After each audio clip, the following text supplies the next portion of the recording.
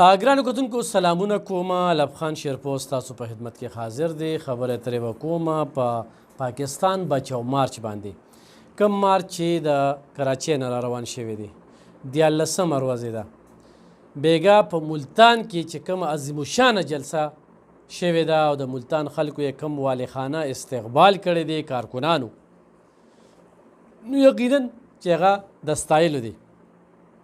په دغه موقع باندې د ټیل پی مرکزی مشر علامه حافظ سعد حسین رضوي صاحب او د شورا مرکزی شورا مشر صوبایي امیر ډاکټر محمد شفیق امنی صاحب کوم تقریر کړی دی او په هغه تقریر باندې د کارکنانو نه کوم داد اخیستی دی، نو ډېره یو حیران کن شانتې تقریر دی. خو ګرانو کتونکو په سوشل میډیا باندې پابندي ده، کتې یې نشي چې تاسو وکتله نو تاسو به ووایئ چې دا کومه ریله ده، دا کوم سمندر دی د عوامو چې د اسلام آباد طرف ته را روان دی. مقصد او مرام یې څه دی چې په دې ملک کې ارزاني راشي. زه هماغه خبره کوم چې دې وخت کې ټولې ډلې په خپلو مفاداتو کې دي، خو صرف تحریک او پاکستان بچو مارچ د عوامو په مفاد کې میدان ته راوتلې ده. په ځان یې شپه ورځ رونه کړې ده، خوراک څښاک خپل کوي او کارکنانو خپل ګاډي کړي دي او د کراچۍ نه را روان شوي دي. او د کراچۍ نه چې کله پنجاب ته داخلېدل نو د کراچۍ کارکنان یې رخصت کړل او د پنجاب هغه ریله را روانه ده. او چې کله د پنجاب نه اسلام آباد ته راشي نو بیا به اسلام آباد او پښتونخوا دغه ځای کې کارکنان پرلتې غځوي. ګرانو کتونکو مقصد او مرام مې د دې ټولو خبرو دا دی چې دې وخت په میدان کې تحریک دی، د تحریک هغه مشران دي او ډېرې ښکلې غوښتنې دي چې یو دې ملک کې قام له ارزاني ورکړي، د قام فکر وکړي. دویم ګستاخان هغوی له سزا ورکړی شي، د عدالتونو نه غوښتنه کوي. دریم عافیه صدیقي د هغې د رخایۍ دپاره د حکومت کوټلې ګامونه پورته کړي. عدالتي بحران، آئینی بحران، معاشي بحران په دې باندې د نظرثاني وشي. راتلونکي بجټ کې دي ولس ته ریلیف ورکړی شي. کم ارزاني چې راله د تیلو په مد کې او یا د خوراکي توکو په مد کې، نو دا یې قبوله نه ده چې کم په عالمي منډی کې د تیلو نرخ دی هغې ته دې د تیلو نرخ راولي. چې کله تیل ارزان شي نو نومي څیز ورسره بیا ارزانیږي. نو کتونکو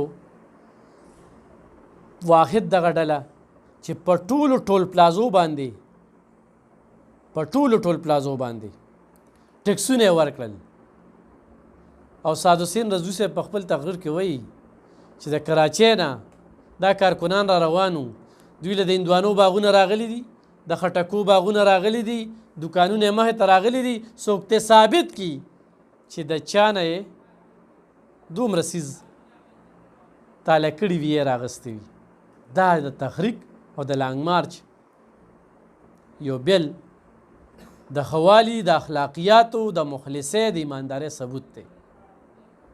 او بیا چې دغه ناره وایي لبیک یا رسول الله، صرف گونج دی د دې نارو.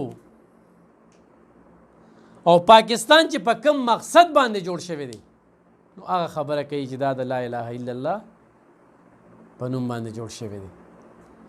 نو اسلام آباد ته ورارسي د پښتونخوا کارکنان هم دې وخت کې تیاری روانې کړي دي. ملکن ډیویژن، پیښور، دغه شانتې بنو، کوهاټ، ډیر اسماعیل خان او دغه شان چارسده، مومند، ضلع باجوړ، نو دې کې کارکنانو خلې ځلې روان کړي دي. او په ډېر زیات تعداد کې به د پښتونخوا نه هم د صوبایي امیر ډاکټر محمد شفیق امني په هدایتو باندې په دغه کې ګډون کوي.